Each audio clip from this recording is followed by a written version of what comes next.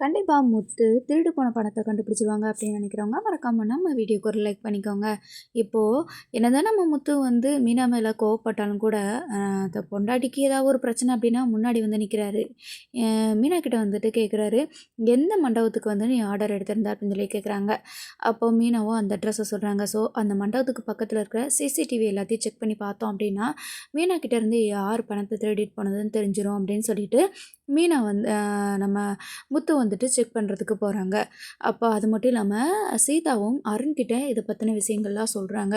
சரி அங்கே இருக்கிற நான் ஃபுட்டேஜ்லாம் செக் பண்ணி பார்க்குறேன், நானும் என் சைட்லேருந்து நானும் விசாரித்து பார்க்குறேன் அப்படின்ற மாதிரி சொல்லி இந்த பணத்தை திருடிட்டு போவாங்க இல்லையா, அவங்க எல்லாரையும் அவங்க லிஸ்ட்லாம் எடுத்து வச்சு ஒவ்வொருத்தங்களையும் விசாரிச்சுட்டு இருக்கிறாரு அருண். அதுக்கு முன்னாடி நம்ம முத்துவும் அந்த மண்டபத்துக்கு போயிட்டு மேனேஜர்கிட்ட கேட்டுட்ருக்குறாங்க.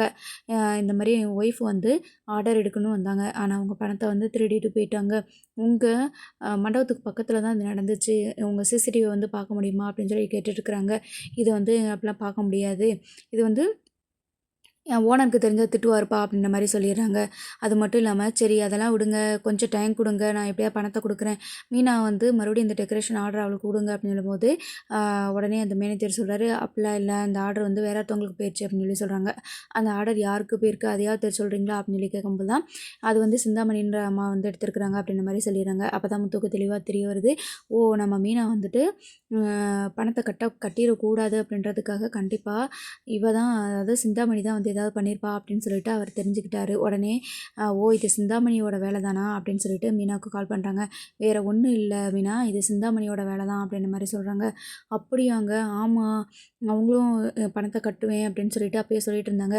ஒன்னாலாம் பணத்தை ரெடி பண்ண முடியாது, இப்பயே ஆர்டரை எனக்கு கொடுத்துருங்கன்னு சொல்லிட்டு இருந்தாங்க.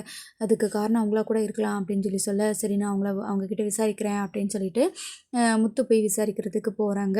அதுக்கு முன்னாடி அந்த ஆட்களோட ஃபுட்டேஜ் கிடச்சி அவங்கள வந்து கண்டுபிடிச்சிடுறாங்க.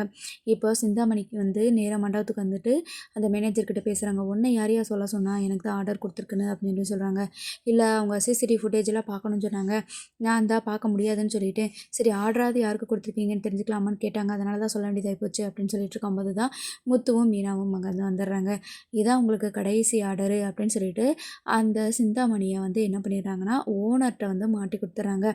உங்களுக்கு ஆர்டர் கிடைக்கிறதுக்காக ஒரு பொண்ணை வந்து நீங்கள் எந்த அளவுக்கு கீழ்த்தனமாக நடத்துறீங்க அப்படின்னு சொல்லிட்டு ஓனர் வந்துட்டு இனிமேல் உங்களுக்கு ஆர்டரே கிடையாது அப்படின்ற மாதிரி சொல்லிடுறாரு.